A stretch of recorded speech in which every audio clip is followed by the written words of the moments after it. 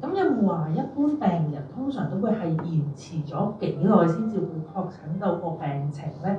又或者有冇一啲即係頭先有提過啦，香港咁，但係亦都係90%發病嘅都係女性啦。咁會唔會再有一啲特徵或者特質會影響到佢哋會係特別需要去留意啊，或者係做一啲檢查啊？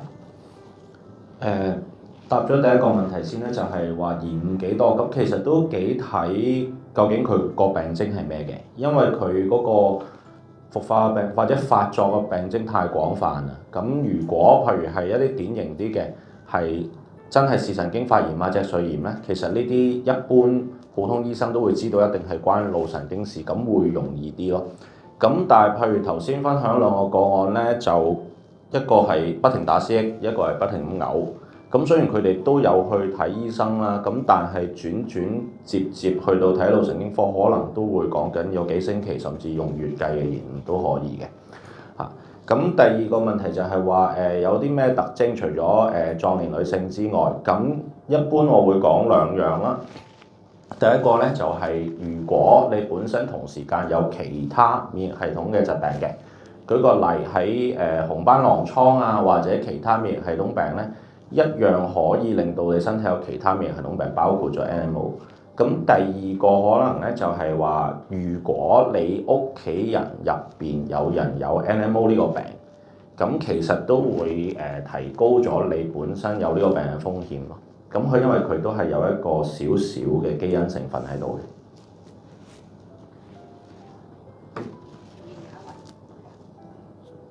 你好，呢度係大公記者提問。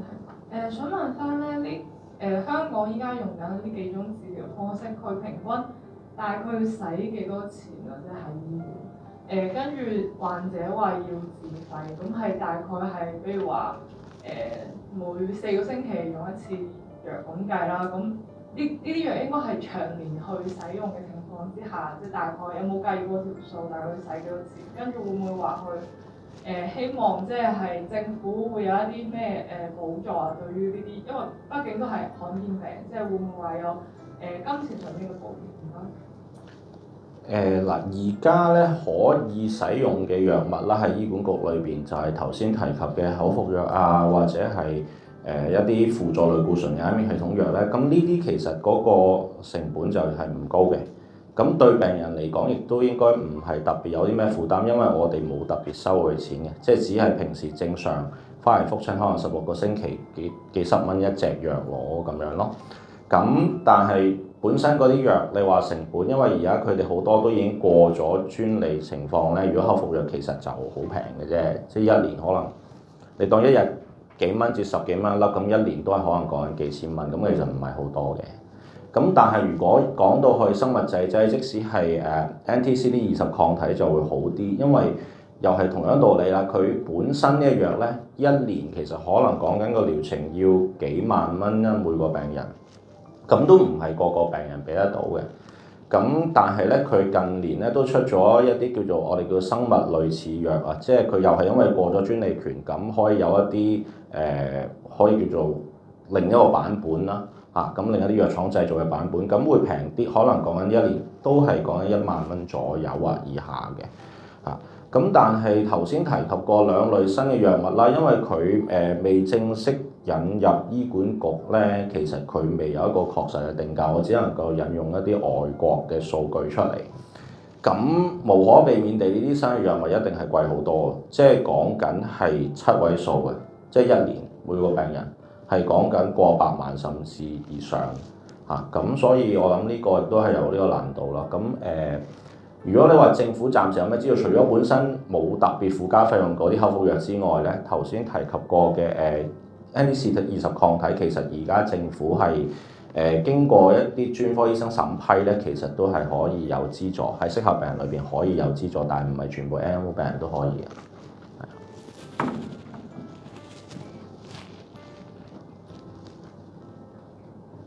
李醫生你好嘅，我有3個問題嘅。就首先就係而家生物製劑主要係預防治療上使用啦。咁如果係提早響急性治療嘅時候用嘅話，效果會比較好。同埋咧你頭先提到嗰個 AQP 嗰個抗體，響香港有冇得驗啊，同埋如果確定係陽性嘅話咧，醫生會點樣決定用邊支生物製劑？唔該。嗱，AQP 抗體其實香港係可以驗，有得驗㗎，係啊，咁公家都有得驗，所以就唔需要特別 send 出去邊度。咁至於你話如果有 AQP4 抗體咁揀邊隻藥，其實係我諗現在冇一個確實指引嘅，就算係睇外國嘅一啲 NMO 嘅 guideline 啦，其實冇指引嘅。咁但係咧，譬如頭先提及嘅兩隻新嘅生物製劑咧，睇翻佢啲研究咧，其實喺 AQP4 陰性嘅病人咧，其實佢哋係一係咧就冇納入研究，一係咧就數據不足嘅。咁所以喺呢班病人咧，其實先係最難決定嗰個治療方案咯。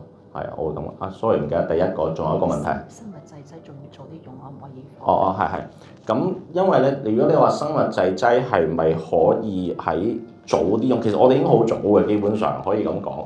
基本上嗰個急性治療完咗咧，我哋係緊接住即時會開始使用預防藥物嘅。咁爭在係話，即係個醫生同個病人商量完之後，決定究竟係用邊款咁解嘅。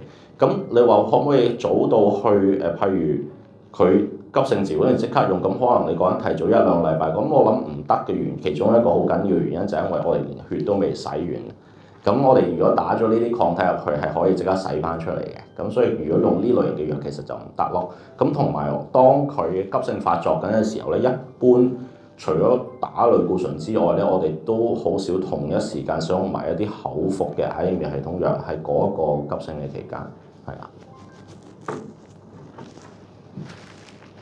我想問下 Chris， 以你所見咧，啲病友咧，佢哋確診咗之後咧，對佢嘅生活啊、工作、經濟上面有咩影響？其實如果因為我哋咧就協會啦，大約有80人，咁我而家所講嘅嘢咧，可能都係佔即係整體嘅病人10幾至20% 啦。咁其實如果係因為 NMO 咧係可以令到失明啦，同埋癱瘓，咁直接影響就一定係工作能力㗎啦。好多人都如果係有永久性嘅失明同癱瘓咧，第一樣嘢就係做唔到嘢，但係因為佢壯年㗎。當佢做唔到嘢嘅話咧，其實除咗經濟負擔之外啦，咁亦都會咧令到佢冇咗尊嚴。我哋亦都識到一啲病友男性嗱，其實 NMO 咧男性好少，但係即係其實得幾十人嘅啫。但係我哋協會都好多，就係喺壯年嘅時候，佢係一位經理嚟。佢喺壯年嘅時候，因為 NMO 以致佢成為輪椅人士，冇咗份工。仲有一家大細，咁唯有去攞綜援。咁其實對於佢嚟講，除咗嗱，因為可能即係點解我講經理咧？因為佢可能都對自己有啲期望啊嘛。咁喺一個咁突然之間嘅底下，佢乜嘢都冇嘅時候，其實輕生就一定有諗㗎啦呢方面。咁亦都好坦白講，亦都有影響佢婚姻啦，同埋家庭嘅關係。咁亦都有啲病友係曾經即係因為 NMO 以至係同男女朋友分手好多嚇。你話有冇關係？我冇做過 research， 但係似乎都有關，亦都曾經離婚嚇。咁同埋我哋都算好啦。我哋啲病友咧，如果睇我網頁咧，好多都肯出嚟分享，唔怕去露面，但係其實仍然有班係隱蔽。點解咧？佢哋仍然覺得好似係唔可以俾人知，雖然我哋冇做錯嘢嚇，我哋冇做壞事㗎嚇，咁但係佢哋仍然覺得怕俾人知佢有呢個病嚇，咁其實可能對於社會嚟講啦，係認知方面都不足啦，咁所以你話呢個病係咪就係影響工作能力、生活能力咁簡單咧？唔係咯，係好影響情緒。所以頭先講過啦，40%人都會諗過輕生，但係點解會輕生咧？因為講真，我哋連輕生嘅能力都冇啊！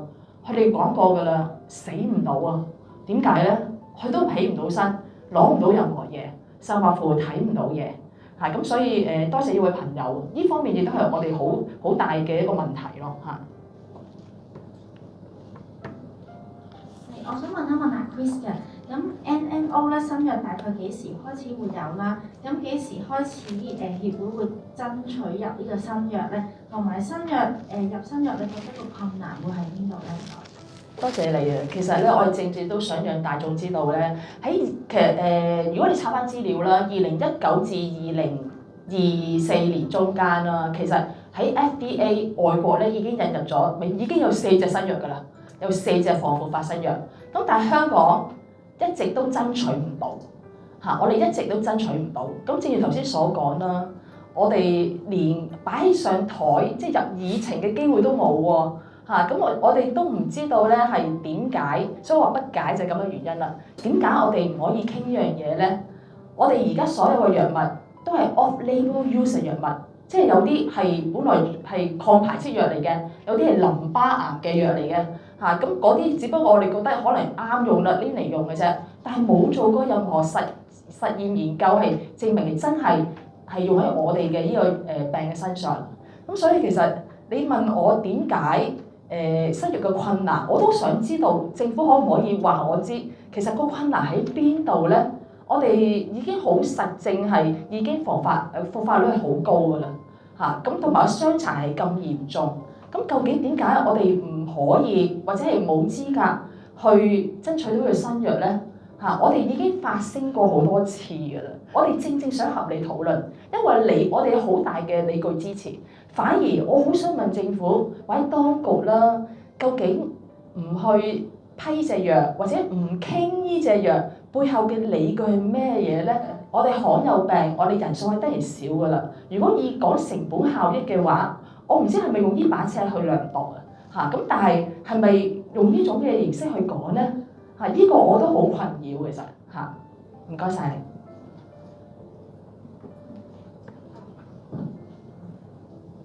想問問李醫生嘅，係咪如果檢查發現咧有 AQP4 抗體，就等於一定會有呢個病？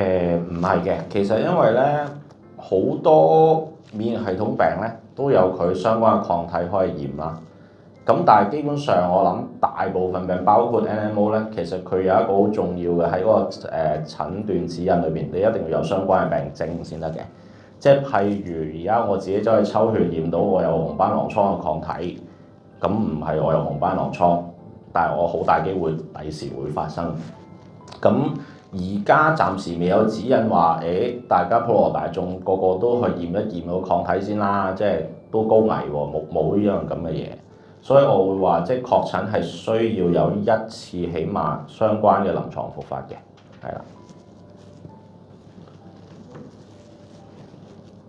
你好，我想問李醫生嘅，咁想問咧，香港而家目前咧最年輕嘅患者咧係幾多歲咧？一般其實患者由確診啦到死亡，佢平均嘅壽命咧係可以大概有幾多年，同埋預期新嘅治療咧，其實可以幫佢哋延續到幾多壽命咁樣咧？第一個問題，我諗我手頭上係冇一個好好嘅數據答你，因為我自己係睇成人嘅病人嘅。咁但係我只能夠答你本身喺兒科或者兒童裏邊，其實 NMO 係更加罕見，即係佢哋有其他喺兒童裏邊常見啲嘅腦神經系統炎症嘅，但係就唔係 NMO 咯。咁至於你話本身病人壽命咧，其實控制好個藥，即係如果藥控制到個病情咧，應該咁講係唔會直接令佢壽命短過一般人嘅。即係通常 NMO 嘅病人，如果講緊壽命縮短咗，好似第二個個案咁，一般都係因為有併發症引起。咁而睇翻我哋而家用緊嘅藥咧，其實我哋嗰個治療目標，或者你睇翻嗰啲研究咧，佢哋嗰個研究嘅我哋叫做終點啦，都唔係講緊延長幾多壽命，係減少幾多復發咯。咁所以最緊要喺 NMO 治療係唔俾佢復發，唔好致殘，唔好有併發症咯。係啦，有少少補充咧，就係因為我哋協會裏面都有70-80人啦。咁如果我哋最輕年齡咧發病咧係廿幾歲嚇，咁10幾歲就真係未見過啦嚇。正如阿李生所講。想問翻就係有冇一個確切嘅數據，即係冇大概我哋本港有幾多個人有呢個病情？啱先啲PowerPoint都提到話，即係有76% 係即係冇辦法治癒，咁即係其實即係仲有可能性係有冇案例係完全治癒到？即係呢個病係咪可以完全康復到？香港案例其實頭先有一度提及過咧，就係幾年前應該係2019年啊，如果冇記錯，其實係香港有數間醫院聯合去統計過香港有幾多個病人嘅。咁但係我話嗰個數據係只供參考嘅，因為佢當時就話10萬有3.3個，咁計出嚟即係講緊香港可能200幾300個啫。咁但係點解會咁咧？有啲落差咧，就係因為唔係每一間醫院都有參與當時嗰個研究。咁其實每一間醫院嘅病人數量都幾唔同下，咁所以我嗰個只供參考，但係都係嗰句係罕見病啦嚇。咁跟住第二個問題係咩？我真係有少少段時間細啲。啊係，其實 NMO 裏邊咧，我哋好少去用康復或者根治呢啲字眼啊。因為其實咧，而家嗰啲研究都係講緊啲藥咧，冇人講過食到幾多歲停，或者吊到幾多歲可以停，或者幾耐冇復發就停嘅。而家我哋嘅指引一般都係話，其實喺一個冇特別副作用嘅情況之下，理論上依然係要長用。咁呢個會係其中一個問題咯，喺選擇藥物嗰個，因為你都要諗下嗰啲藥啊，究竟用耐咗會唔會有其他副作用啊？有冇其他問題啊？或者嗰個成本啊，嗰樣嘢嘅計劃都會考慮咯，係啊。有冇其他嘅後邊？喂，想問陳小姐咁香港依家嘅患者有冇話選擇出國或者出境去治療，即係去睇呢方面嘅疾病，同埋佢哋會唔會選擇即係喺國外話買啲藥翻嚟香港？多謝你問題。其實暫時嚟講啦，都未有咁嘅打算。不過即係大家都知咧，最近好多即係喺內地買嘅藥咧可以用咁樣。其實大家都已經開始有呢個訴求嚇，因為點解咧？越嚟越覺得有人病發。即係最好嗰隻藥，頭先李醫生講，可能個生物製劑都係防唔到，即係仲有兩成到嘅都會防唔到復發。我哋開始慢慢見到，就算用最好，即係所謂最有效嘅藥啦，可供最有效嘅藥咧，都開始見到有人復發。所以其實可能呢個都即係咪我哋嘅大方向咧？我哋都可能會考慮，但係暫時嚟講咧就未有嘅嚇，未有嘅嚇。